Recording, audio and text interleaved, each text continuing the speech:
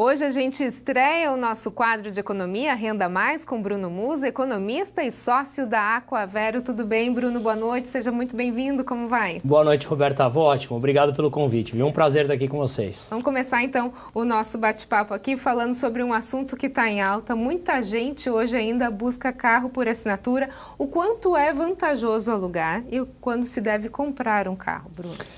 Olha, a gente não vai chegar numa resposta óbvia, tá? Não é uma resposta precisa. Para você faz sentido e para o outro não faz sentido. A gente tem que analisar uma série de fatores que estão aí nesse meio. Por exemplo, quanto você roda com esse carro? Convenhamos que um carro ele não é um investimento. Você compra um carro e aí, quando você tira da concessionária, ele já perdeu o valor. Então ele é um bem que ele é depreciado, ou seja, ele perde valor no tempo, né? Vamos traduzir aqui, se você compra por 50 mil reais um carro, você vai vender ele daqui 6 meses, um ano, por um preço menor do que isso. Ou seja, né? Ele é um passivo. Ele já é um passivo, ele já é um custo. Então, quando você vai pensar entre alugar ou comprar um carro, você tem que pensar quanto você roda com esse carro por dia, por semana, por mês. Quanto mais você rodar, mais esse carro vai perder valor ao longo do tempo, né? Quanto você tem o dinheiro para comprar à vista esse carro? Porque se você tem o dinheiro, você tem que pensar, se eu aplico esse dinheiro, o quanto ele me rende por mês é suficiente para eu pagar a parcela de um aluguel? Então são vários fatores que a gente não vai conseguir chegar numa resposta super objetiva. Mas basicamente a gente precisa analisar quanto você roda, você tem esse dinheiro para comprar o carro à vista? Se sim, aí você coloca na matemática quanto eu vou aplicar esse dinheiro versus quanto vai me custar por mês. Se eu não tenho esse dinheiro para comprar à vista, você tem condições de pagar a parcela mensal de um aluguel? Aí pode sim fazer muito sentido em alguns casos. Então, se a gente pensar nessa questão da parcela, vamos imaginar um carro cuja parcela seja R$2.000. Esse valor da parcela, se eu for comparar com o financiamento de um carro, a gente falou sobre dar o carro à vista, aplicar esse dinheiro com o rendimento, pagar o aluguel. Agora, eu não tenho nem para dar à vista e aí eu estou entre o financiar o carro ou alugar um carro. Aí, vamos falar de um padrão médio, que você rode, sei lá, 10, 20, 30 quilômetros por dia. Você não é uma pessoa que usa para aplicativo, que vai rodar muito, ou você viaja todos os dias.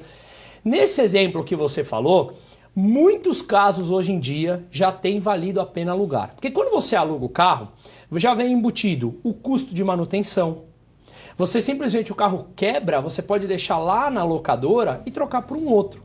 Você não precisa parar um dia de trabalhar, que de repente é um dia que você produz e você tem que parar para arrumar o carro e você deixa de faturar com o teu trabalho, né? Seja ele qual for. Então, muitas vezes, numa situação convencional comum, como você falou, analisando o quanto vai custar a parcela mensal versus o aluguel, porque você tem que pensar que quando você compra, você tem IPVA, você tem seguro, que quando você divide em 12 meses, além da depreciação do ativo, como eu expliquei aqui, esse custo mensal, às vezes, se equipara, ou seja, é igual ao custo de você alugar. Se nesse caso essa situação for verdadeira, faz mais sentido você alugar. Porque quando você compra, você tem um ativo que perdeu valor. É diferente de um imóvel que muitas vezes valoriza. Um carro não valoriza no tempo. A gente brinca, né? Sai da concessionária, da ré, já perdeu quanto? Já 15%? 15, 20% já perdeu. Tirando situações atípicas como agora da pandemia, que falta carro, falta material e o carro subiu de preço, mas isso é um período de tempo que a gente está vivendo.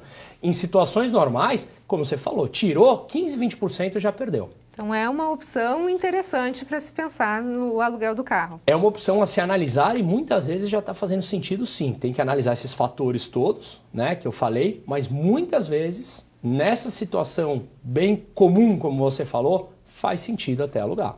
Bruno, para a gente finalizar aqui, se uma pessoa ela tinha o seu automóvel, ela vendeu, pegou esse dinheiro, ela quer aplicar para renda, usar na prestação dessa assinatura, aí, no aluguel do carro, qual é o melhor local de se investir? De novo, a gente tem que voltar no perfil de cada pessoa. Hoje, os juros no Brasil está 4,25% ao ano. Esse é o juros básico do Brasil. Se você fizer uma aplicação muito básica, você vai ter isso bruto.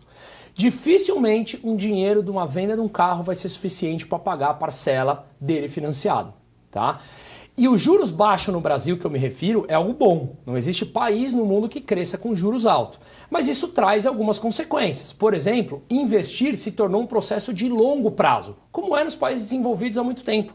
Né? Então, a gente tem que entender que investir e construir patrimônio é algo que a gente pensa lá na frente, não é do dia para a noite. Acabou aquela coisa, o famoso 1% ao mês. E isso é bom, tá, gente?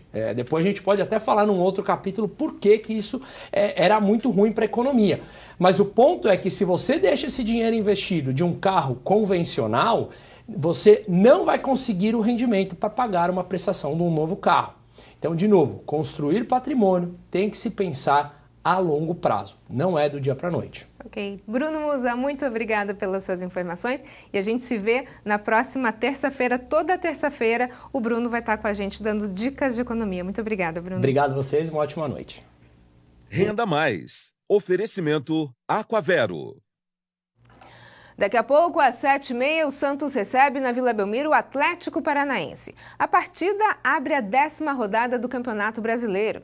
Neste momento, o Peixe soma 12 pontos e ocupa a 11ª posição. Já o Furacão é o vice-líder com 19 pontos. E a gente conversa